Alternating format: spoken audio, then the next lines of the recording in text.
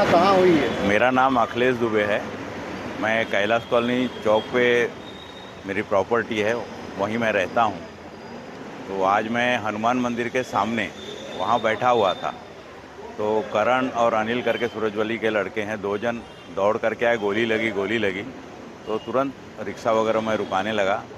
किसी तरह से एक रिक्शा वाला रुका और वो रिक्शे में बिठा करके पुलिस को फ़ोन करते हुए बालाजी हॉस्पिटल में लेकर के गया।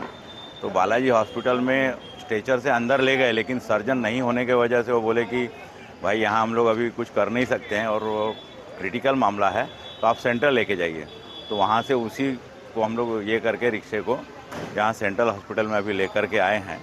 तो उसमें एक की स्थिति एकदम ख़त्म है, वो इसलिए क्योंकि डॉक्टर बता रहे हैं कि इसका हार्ट जो है काम करना सब बंद कर दिया है, ब्लड वगैरह ये सब नहीं हो रहा है, और बाकी एक जो है वो ठीक है, वो बच सकता है। एक सूरजवली का लड़का, एक अनिल है और एक अर्जुन है। क्या घटना हुई थी? ये घटना इनको गोली लगी करके दौड़ करके आए। अब किसने मारा, कैसे मारा, ये वही बता सकते हैं। तो गोली लगी। ये घटना कितने बजे हुई है घटना? ये अभी से ठीक 35 मिनट पहले पकड़ लीजिए, कहाँ हुई है? 35-40 मिनट पहले कैलाश कॉलोनी चौक के नज़दीक।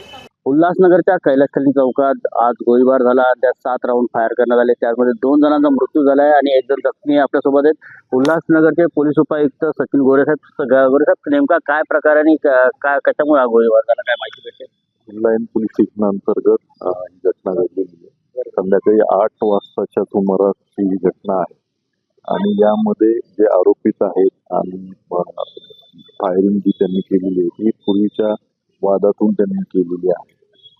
यामध्ये 2020 साली त्यांच्यात भांडण झाली होती आणि त्यात आज पुन्हा त्या संदर्भाने एकमेकांच्या समोर आल्यानंतर ही सदरची घटना घडल्याचं प्राथमिकरित्या तपासात निष्पन्न होत आहे. यामध्ये जवळपास 5 ते 6 राऊंड त्यांनी फायर केलेले आहे आणि त्यात 3 जखमी आहेत.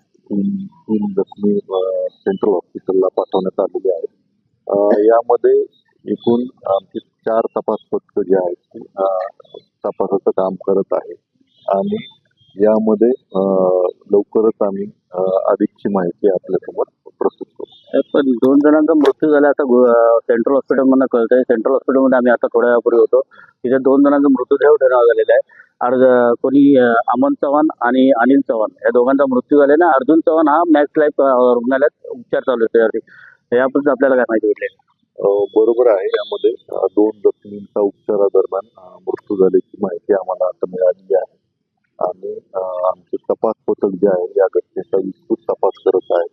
पुणे शाखा, ठाणे शहर आणि लाईन तपास पथक याचा संयुक्तरित्या तपास सुरू आहे. काय कारणातून हे हा प्रकार घडेल असं काय कळतंय? या अगोदरची 2020 सालची त्यांची भांडणं होती आणि त्या भांडणातून आज पुन्हा एकमेकांच्या समोर आल्यानंतर या वादातून हा प्रकार घडल्याचं निष्पन्न होतं. धन्यवाद साहेब. या 2020च्या भांडणातून हा प्रकार घडल्याचं पोलिसात सचिन गोरे यांनी माहिती दिली आहे आणि पाहायला गेलं तर उल्हासनगरमधील हादरून देणारी घटना. आज जो गोळीबार झाला आहे त्यामध्ये 2 जणांचा मृत्यू झाला आणि 1 जण जखमी आहे, तोही गंभीर आहे. आणि पाहायला जातं की आता पोलीस आरोपींना किती तासात अटक करतात हे पाहावं लागेल. महाराष्ट्रातील सर्व बातम्यांचे विश्वासार्ह व्यासपीठ सकाळच्या सर्व सोशल मीडिया प्लॅटफॉर्मला लाईक, फॉलो आणि सबस्क्राईब करा. तसंच सर्व नोटिफिकेशनसाठी बेल आयकॉन प्रेस करायला विसरू नका.